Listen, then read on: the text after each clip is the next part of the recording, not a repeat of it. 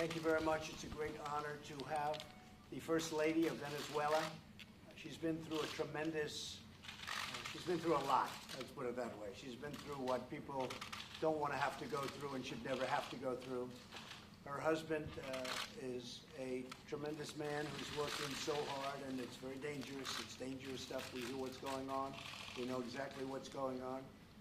Our Vice President, Mike, was there for a period of time and got to know your husband very well. But I just want to say we're going to have a terrific conversation. We already have, and a lot of progress is being made with all of the problems. A tremendous amount of progress is being made. Muchísimas gracias. Para nosotros es un honor tener aquí a la primera dama de Venezuela y queríamos también decirle que hemos avanzado muchísimo.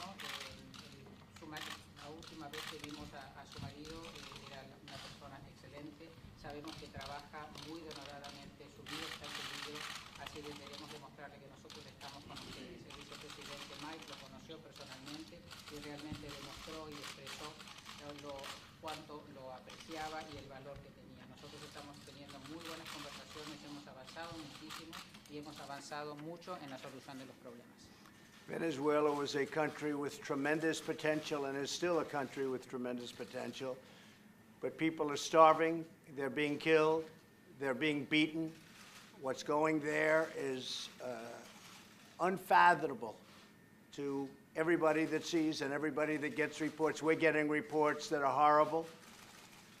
The potential of Venezuela, if done properly and with democracy, would be incredible. It was one of the richest companies, certainly one of the truly rich countries of the world, and now it's one of the poorest countries of the world. You look at what's happened.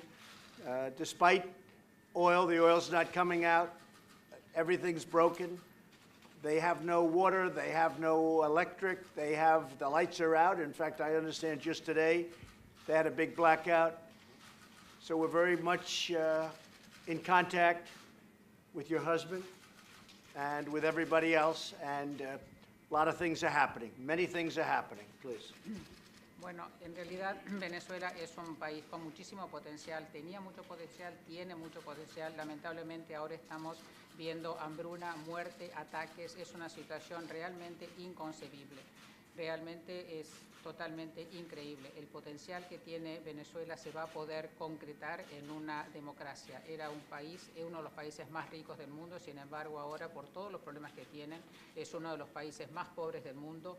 No tienen agua, no tienen luz. Sabemos que hubo un apagón recientemente que afectó a todo el país y en realidad por esto estamos en contacto constantemente con su marido. So just in concluding, I want to say again, to have you and your friends and representatives with us has been incredible. I know that you've also suffered tremendously, and I'd like you maybe to say a few words, but please, First Lady, I'd love to have you say a few words to the media. Quisiera entonces aquí darle la bienvenida nuevamente a usted, a sus amigos y a todos los representantes que usted ha traído. Sé que están atravesando por situaciones increíbles. Usted está atravesando por una situación realmente dolorosa. Usted sufre mucho. Me gustaría que también compartiera con nosotros su sentido, pero ante todo le doy la palabra a la primera dama. Muchas gracias.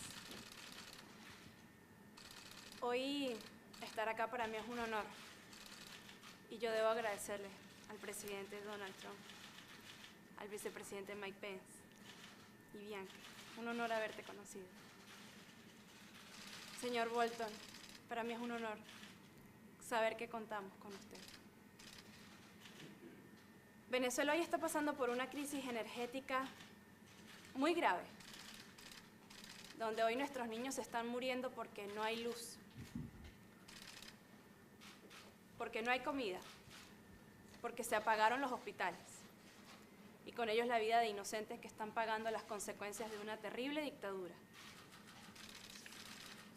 Thank you very much, Mr. President. It is an honor for me to be here. I thank you. I thank the Vice President. It was a pleasure meeting you as well. And Mr. Bolton, it's an honor to count on you as we do. Venezuela is going through a terrible crisis. The power crisis is very serious. Children are dying in hospitals. Children are dying because they have no food. hospitals are in darkness. The crisis is serious. Hoy temo por la vida de mi esposo. Ayer se cometió un atentado contra su vida. Fue secuestrado su jefe de gabinete, Roberto Marrero, de la manera más violenta y vil, haciendo de este un ataque directo al presidente Juan Guaido. I fear for my husband's life. Yesterday, he was attacked. His life was attacked. Also, his chief of staff, Roberto Marrero, was kidnapped in a very violent and vile manner. Roberto no solo es el jefe del despacho del presidente, además es nuestro amigo personal. Not only is he his chief of staff, he is our personal friend. Además, fue detenido el primo de la mamá del presidente, involucrándoles en actos de terrorismo. Y también acusando a Gustavo Guaidó, el hermano del presidente, y así darle un golpe al círculo más cercano del presidente Guaidó, pretendiendo desestabilizarlo de su lucha. Yesterday also they detained his mother's cousin. He was accused of terrorism. And Gustavo Guaido, his brother, was also accused. So they are hitting everything that is closest to him, trying in that way to destabilize them. Lo que no sabían es que esto solo nos da impulso para salir adelante, para no descansar, porque nuestro objetivo es salvar vidas, es recuperar la libertad, y es que no vamos a permitir que nuestros niños, nuestros adultos mayores, sean los que sigan sufriendo las consecuencias de una terrible dictadura. Hoy el tema de Venezuela es un caso de humanidad. But what they don't know is that when they do that, what they're doing is pushing us forward. We will not rest. We are here to save lives and to give back freedom. We want to save our children, we want to save our elderly who are the ones who are suffering. And this is what Venezuela is going through. Sabemos que no estamos solos. Sabemos que contamos con los Estados Unidos, con la comunidad internacional que respalda la lucha democrática, con el mundo entero que nos ve, que nos escucha. Y yo sé que de esta terrible dictadura vamos a salir muy pronto, porque Venezuela decidió que es el año de la paz, del reencuentro y del abrazo en familia. Venezuela is not alone. The U.S. is with Venezuela. The international community is with Venezuela. The world is with Venezuela. The world sees and the world hears the terrible consequences of this dictatorship. But Venezuela decided that this is the year of peace, and we are going to be able to go forward. Y queremos alertar al mundo de los posibles continuos atentados en contra del presidente Juan Guaidó, de la ola de represión y detenciones que ha tomado niveles agresivos contra el entorno del presidente. Atacar a su entorno es atacarlo a él, pero nada lo va a detener. We also want to warn the world that what we are seeing is a wave of attacks against the president. There's repressions, there's prison, and what they want is to attack him. Hoy luchamos contra la vida y la muerte, y nosotros sabemos que la vida es la que va a triunfar. We're fighting for life and death, and we know that what will triumph in the end is life. Y sabemos que ustedes van a ser parte de ese proceso. I know that you will be part of this process. Muchas gracias. Thank you. Thank you very much. It's very well said, beautifully said. Appreciate it. Could you tell us about your husband? Something happened that's very terrible. He was at home last week, And at 2 a.m., the political forces of Nicolas Maduro entered in a brutal raid in our home. And he called me like at 2 a.m. He was, like desperate. There were like 60 people around trying to get by the force in our house. They finally did, and we, with lack of communication, and they destroyed our house, our child's room, everything. They planted guns and things, and this has been for 3 hours. It was a nightmare. And after that, they kidnapped him, and we didn't know anything about him for 6 days. They've been trying to delay the process because we have no lights at all, so the electricity is not working, so we doesn't know anything. And he was the second on board and a personal friend of Juan Guaido. So this is a personal attack to his team, because they work together, they take decisions together, they were working together in the National Assembly. So as a family, we are afraid for his life. We haven't have any communication. We have a 7-year-old kid who doesn't know anything. And I just explained we can go back.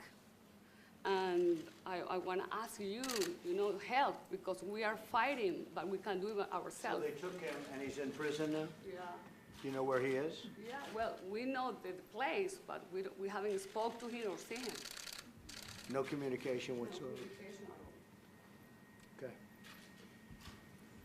We are with Venezuela. We are with your husband, as you know, and we're with the people that he represents, which is a big majority of the country. What's happening there should not happen and be allowed to happen anywhere. So we're with you 100%. Okay? Please give my regards. It'll all work out. It's all going to work out. It always does. We're going to get it to work out. Thank you very much. It'll be fine. Steve? Mr. President, what sort of complications does the Russian involvement now pose? Russia has to get out. All right, what's your next question? Are you thinking of increasing pressure on Venezuela, and how would you do that? Say it. Are you thinking of increasing pressure on Venezuela, and how would you do that? Well, they've got a lot of pressure right now. They have no money, they have no oil, they have no nothing. They got plenty of pressure right now, so we'll see. They have no electricity, and other than military, you can't get any more pressure than they have. Unfortunately, a lot of people are starving. They don't take the aid. Maduro won't take aid. We've sent hundreds of millions of dollars worth of aid to the border. He won't take the aid. He'd rather have his people starve than take the aid. I don't think that's good, even from a political standpoint. Even from a dictator standpoint, I don't think that's good. But there's a lot of pressure on them right now. We'll see, we'll see, we'll see. All options are open. Just so you understand, all options are open. Go ahead. All options are open, yeah. Would you tell them it's better to let go now before things get much worse? I'm not going to tell them anything. They'll make their own decision. Mr. President, have you just said Russia needs to get out. Have you in any way communicated that through Mr. Bolton or through your representative at the United States? They know. They know very well. They know very well. Go ahead. Next question. Is your staff opposed to you and your views on health care? Do you think... No, look, we're not talking about health care right now, but I will. The Republican Party is and you will see this very soon, because Obamacare is a disaster. It's too expensive by far. People can't afford it. And the deductible is horrible. So the premiums cost too much. The deductible is horrible. The only difference between now and the other administration is that we're administering Obamacare very well. So we've made it better, but it's still horrible, no good. It's something that we can't live with in this country because it's far too expensive for the people, not only for the country, but I'm not even thinking about for the country. It's too expensive. The premiums are too expensive. People are going broke trying to pay for it. And the deductibles are averaging over $7,000. So you have to spend $7,000 before you get anything. That's a very unusual circumstance. So the deductibles are way too high. Obamacare is a disaster. So we're going to be the part, and I said it yesterday, and I mean it 100%. I understand healthcare now, especially, very well. A lot of people don't understand it. We are going to be, the Republicans, the party of great healthcare. The Democrats they've let you down. They came up with Obamacare. It's terrible. I got rid of the individual mandate. That was the worst part of Obamacare because people were forced to pay a lot of money to get health care that they didn't want, okay? Now they don't have to pay that money. People are all over this country thanking me. Every time I go out, they thank me. They don't have to pay a vast amount of money to have bad health care. So we got rid of the individual mandate. That was a big thing.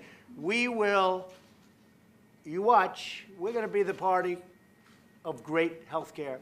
And the Democrats have let you down. They've really let you down. Obamacare doesn't work. It's too expensive. And you take a look at everything with deductibles, it's a disaster. It's a disaster for our people. We're not going to allow it to go.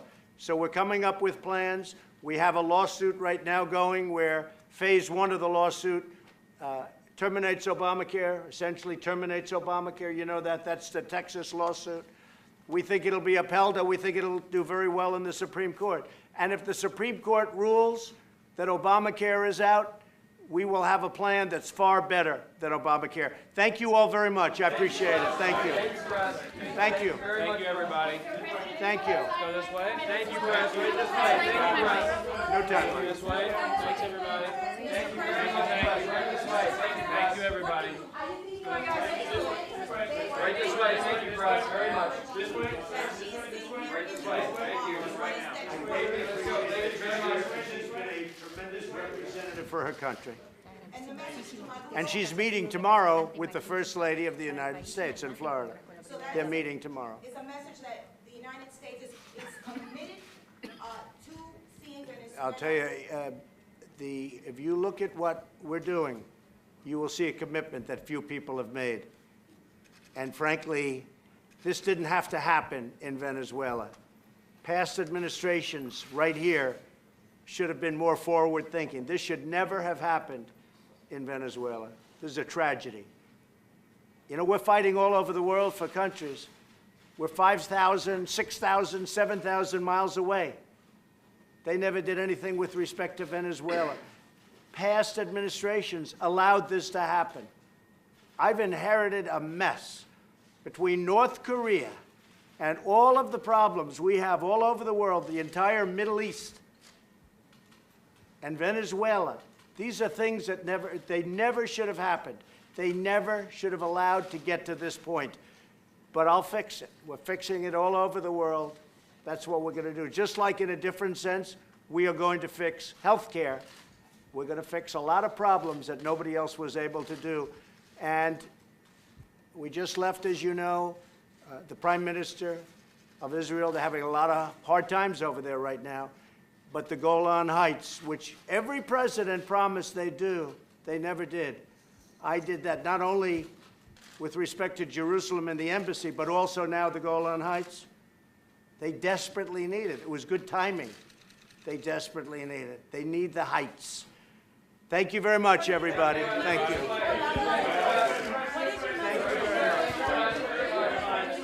Thanks, everybody. Thank you. Thank you, AP, very much. Right this way. Thank you very much, AP. Let's go. Thank you, AP. This way. Thank you. Right this way, Press. Let's go. Thanks, guys. Come on, Joe. Thank you very much. Right this way. Yeah, I just I might miss something. Thank you very much. Thank you. Thanks, guys. Thank you, AP. We're going now. All right. Guys, whenever you get in there, try to get right up on the couch. We have a still for talking in front of us. Yeah, I learned that.